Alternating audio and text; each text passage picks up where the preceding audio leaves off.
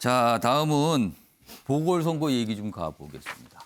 자, 각 당의 후보들이 정해졌고요. 그리고 뭐 야권에서는 단일화 협상 아니면 단일화에 대한 얘기가 꽤 나오고 있어서 19일까지 야권 단일 후보를 정한다. 이런 얘기까지 어제도 나왔습니다. 그런데요. 특히 서울시장 보궐선거 경쟁이 벌어지고 있는 상황에서 한 명의 인물, 바로 윤석열 전 검찰총장 이야기가 아주 자주 나옵니다. 지금요. 그 내용 좀 보겠습니다. 윤과 잘 통합니다. 여야 서울시장 후보 윤석열 마케팅을 하고 있다. 너도 나도 개인적인 인연을 강조한다. 서울시장 선거인데 왜 전직 검찰총장 얘기에 이렇게 잘 통한다, 친합니다 이런 얘기를 하는 건가요? 다음 기사 좀 보겠습니다. 안철수, 오세훈, 윤석열 마케팅, 지지율 1위, 대선 주자 지지율 1위 후광 이런 걸 좀 생각한 거 아니냐 이렇게 좀 분석이 돼 있습니다. 그럼요. 구체적으로 어떤 얘기들이 나왔길래 이 기사가 다뤄진 건지 먼저 안철수 후보 이야기 좀 들어보겠습니다. 2016년 초입니다. 검사 생활 중에서 가장 어려웠을 때 그때 서울에서 만났습니다. 그래서 여러 가지 고민들을 나누고 서로 어떤 사람인지 알 수 있는 그런 기회를 가졌었습니다. 야권에 속하는 분이시고 그리고 또 정권 교체에 도움이 되는 큰 역할을 하시면 좋겠다. 그런데 이 정권 교체를 위해서 우리가 야권이 반드시 넘어야 될 것이 이번 서울시장 재보궐선거이니까 거기서도 어느 정도 역할을 기대한다는 말씀을 드린 겁니다. 국민의당이 윤석열 전 총장을 비례대표로 영입하려고 했었다. 이게 사실인가요? 네, 사실입니다. 윤석열 전 총장님의 당시 상황은 국정원 댓글 수사를 한참 진행을 하고 있었기 때문에 나는 이 부분에서 최선을 다하겠다. 정치는 정치의 역할을 해달라라는 그러한 생각이 기본적으로 있으셨습니다. 안철수, 윤석열이 함께하는 부분에 대해서는 기대를 하셔도 좋을 것 같습니다.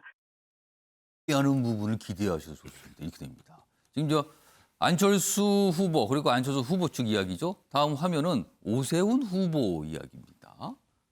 어제입니다.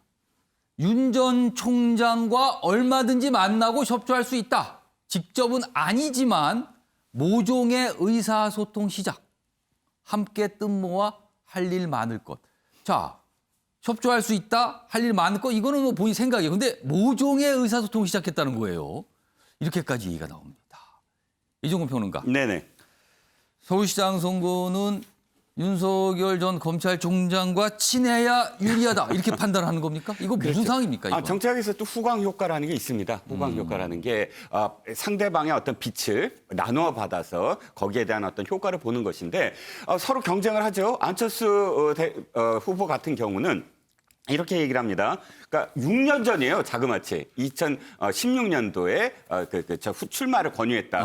근데 따지고 보면 당시에 출마를 권유한 사람이 안철수 지금 여당 후보만이 쪽에서도 아닙니다. 그런 얘기 있지 않았어요? 양정철 민주정책연구원장, 당신은 민주정책연구원장이 아니었습니다. 양정철 씨도 그때 만나서 입당을 권유했었거든요. 근데 다 거절을 했습니다.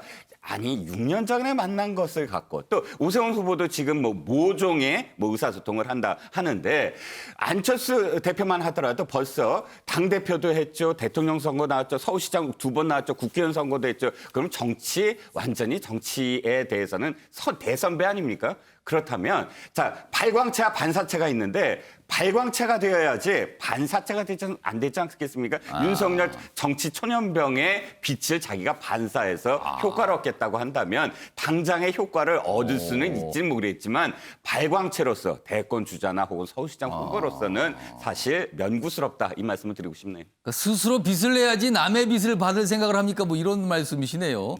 주은교 교수님은 이 상황 해석 좀 해주세요. 이게 무슨 상황입니까 지금? 예, 저도 평론가님과 거의 같은데요. 좀 과하고 민망하다고 생각합니다. 먼저 부끄러움은 우리의 몫이라는 생각이 드는 게 왜 그러냐면은 사실 윤석열 전 총장이 이제 받았던 이 이미지 그리고 올라오는 그 지지율은 뭔가 정부에 맞서서 그리고 이제 현 정권에 탄압받았다. 예. 그리고 뭐 소신을 위해서 싸우고 있다. 이제 이런 부분에 대한 그 후광 효과라고 보거든요. 그러니까 윤석열 전 총장 자체가 후광 효과인데 예. 그 후광 효과에다 또 덧입어서 무언가를 얻으려고 하는 것 자체가 과연 그러면 그러니까 서울 후광의 시민들이 후광 효과가 되는 거네요. 네, 그러면은. 맞습니다. 왜냐하면 윤석열 전 총장의 그 어떤 그 의지가 그리고 뭐 탄압받았고 소신이 있다. 그 의지가 사실은 정치적 뉘앙스를 지금 이번에 사태를 통해서 표현하신 걸 통해서 의심받고 있을 수밖에 없거든요. 예. 그 부분이 지지율이 높다고만 해서 사실 안심할 것은 아니다. 그런 부분에서 두 분이 지금 좀 착오를 하고 있는 게 아닌가. 왜냐하면 안철수나 오세훈 이 두 분이 잘못하면 이런 메시지가 서울 시민들한테는 어떻게 들릴까요? 그냥 이 서울시장을 하나의 정거장으로 생각하는 건 아닐까라는 의구심도 가질 수가 있다는 것이죠. 지금은 정치 논쟁을 할 것이 아니라 그래도 아무리 선출직이지만 서울시의 행정을 돌봐야 될 역할을 매진하셔야 되는데 그 메시지에 집중하기보다는 그 후광의 후광 효과에 기대하고 있는 모습이 저는 민망하다고 생각합니다. 물론 뭐 이런 얘기가 나온 게 질문을 받아서 그럴 거죠. 근데 질문을 받아도요, 조금 뭐 적합하지 않다라면 적당히 얘기하고 넘어가는데 그 꽤 자세히들 얘기를 하고 있거든요, 지금. 앞선 기사 다시 한번 좀 보겠습니다. 이 기사의 뒷부분에는요, 더불어민주당 박영선 후보 얘기도 있습니다. 어제 관훈클럽 초청 토론회에서 윤 전 총장 관련 질문을 많이 받았어요. 근데 이렇게 됩니다. 윤 전 총장과 다른 후보 관계를 봐도 제가 가장 편하게 연락할 수 있는 사람일 것이다. 친하다는 뜻이잖아요, 그러면.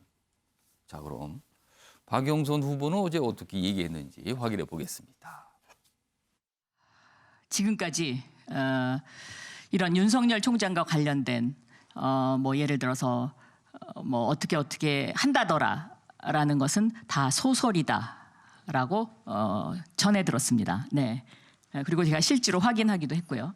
그렇기 때문에 이번 서울시장 선거까지는 무슨 이런 가정적인 이야기는 나올 수 있겠지만 그것이 어떤 직접적인 원인이 될 거다라고는 생각하지 않고 있습니다. 그런데 지금 현재 거론되고 있는 뭐 윤석열 총장과 안철수 후보와의 관계, 또 윤석열 총장과 뭐 다른 후보와의 관계를 봤을 때 아마 그 관계와 관련해서는 저하고 가장 편하게 연락할 수 있는 사람일 겁니다. 네.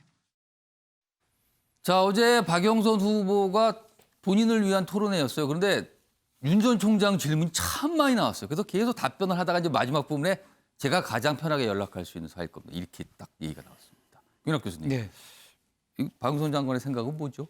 선거를 앞두다 보니까 여러 가지 현상이 발생해서 예. 좀 난감하네요. 아니, 박영선 후보와 윤석열 전 총장이 아주 편하게 연락을 주고받을 수 있는 사이가 되면 이게 영향을 어떻게 주는 겁니까, 이거는? 그거는 팩트일 수 있어요. 왜냐하면 과거에 의원 때 이제 박영선 후보가 예. 사실 법사위원장을 했거든요. 예. 그 당시에 아마 인연이 있을 수는 있습니다. 근데 그 부분을 굳이 설명을 하는 거는? 그렇죠. 바로 예. 그거죠. 왜 굳이 지금 이 얘기를 해야 예. 되느냐. 저는 야권 후보들이 지금 뭐 윤석열 전 총장과 서로 친하다고 얘기하잖아요. 예. 그것을 견제할 필요성이 있다는 것이죠. 그러면 서로 친하다니까 나도 친합니다, 이겁니까? 그런데 왜 그것이 이제 견제해야 될 필요성이 있느냐. 그러니까 윤석열 전 총장의 지지층을 봐야 된다는 거죠. 보수층 플러스 중도층이 있거든요. 그러니까 중도층까지 이제 확대돼 가지고 이것이 야권 후보에게 넘어가는 것을 박영선 후보는 막아줄 필요가 있는 거예요. 그래서 윤석열 총장도 일정 부분 나랑 가까운 사이다. 그러니 중도층은 날 밀어라. 뭐 이런 메시지가 그 안에 깔려 있는 거 아닌가 그렇게 해석을 하고 싶은데 어쨌든 굳이 저렇게까지 가깝다는 얘기를 할 필요가 있을까? 뭐 이런 생각이 좀 드네요. 확실히 윤석열 전 총장이 정치권의 핵으로 떠올랐군요. 지금 이렇게까지 물론 이 후보들이 다 질문을 받으니까 그 질문에 답을 하는 과정이 나오는데 아까도 말씀드렸지만 적당한 수준의 답을 할 수도 있거든요. 그러나 굳이 저렇게 자세히 설명하는 걸 봐서는 그래도 뭔가 생각이 있는 거 아닌가. 뭐 이렇게 기사들도 다루고 있습니다. 그래서.